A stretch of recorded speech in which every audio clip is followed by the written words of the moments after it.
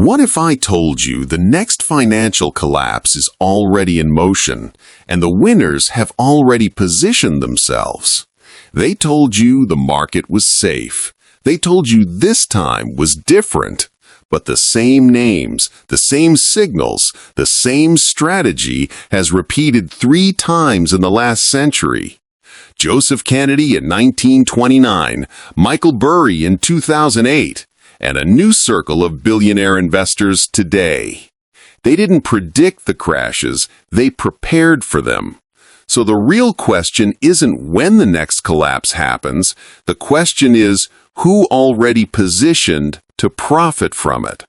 There is a 4-stage pattern that repeats every time markets become dangerously overvalued. A pattern hidden in plain sight. A pattern followed only by those with the patience to watch the world lose its mind. The masses rush in at the top. The insiders quietly walk out. History doesn't just echo, it repeats. And today, we're in the final stages of that cycle again. Every financial bubble begins the same way. Optimism, euphoria, the belief that prices only go up. In the late 1920s, the stock market became a national obsession. Taxi drivers traded shares. College students speculated on margin. Ordinary families borrowed money to gamble in a market they believed could never fall. In the early 2000s, it wasn't stocks. It was the American dream of home ownership. Mortgage brokers handed loans to anyone with a pulse. Banks packaged them into bonds. Ratings agencies stamped them AAA. And everyone believed housing could only rise. And today, the story has simply changed its costume. This time, the promise of salvation is technology, AI, innovation, endless growth. Different packaging, same psychology. The pattern is always 4 stages. Stage 1, exit early. Kennedy sold his stock in the summer of 1929 while the market was still climbing. Michael Burry began betting against subprime mortgages in 2005, years before the collapse.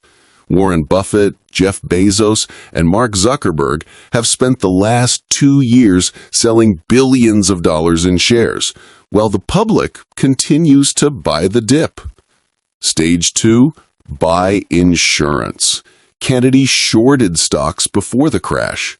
Burry and John Paulson bought credit default swaps before 2008.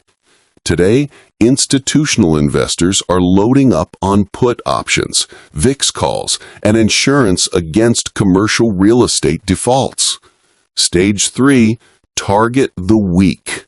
In 2008, it was Lehman Brothers, Bear Stearns, and Washington Mutual. Today, it's commercial real estate and the regional banks holding billions in loans that can no longer be refinanced. Office towers sit empty.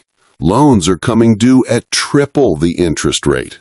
Default is not a possibility. It is a schedule. Stage 4, buy at the bottom. After the wreckage, after the panic, after everyone else has been forced to sell. This is where generational wealth is created. Kennedy built the fortune that would finance a political dynasty. Buffett made tens of billions from crisis-era deals. Bill Ackman became a legend when he bought markets at the very peak of fear in 2020. The crash didn't make them rich. Their positioning did. The public always believes the same lie, that the wealthy must know something optimistic because they're so calm. But the truth is the opposite. They are calm because they already exited. They already hedged. They already prepared. The panic only belongs to those who stayed in too long. After every collapse, the story is rewritten. Textbooks blame unexpected shocks. Politicians blame greed and corruption. News anchors talk about once-in-a-generation events. But the insiders never mention their timing, never mention their short positions, never mention the billions made while the world burned. The history is cleaned, sanitized, presented as unavoidable. But it was not unavoidable. It was structured. Look around. Corporate insiders are selling shares at rates not seen since 2007. The Buffett indicator is flashing red. Commercial real estate is already defaulting. Regional banks are already wobbling. Billions are flowing into volatility hedges and credit insurance. The first three stages are already in motion. The only stage left is the collapse itself and the one that followed. History has never rewarded the one who waits for the news to confirm the disaster. By the time the headlines scream crisis, the opportunity is already gone. The pattern is there. It has always been there. It is unfolding again. The question is not whether you believe it. The question is whether you'll be ready. If you want more investigations like this one, subscribe, because the next chapter is already being written, and most people won't see it until it's too late.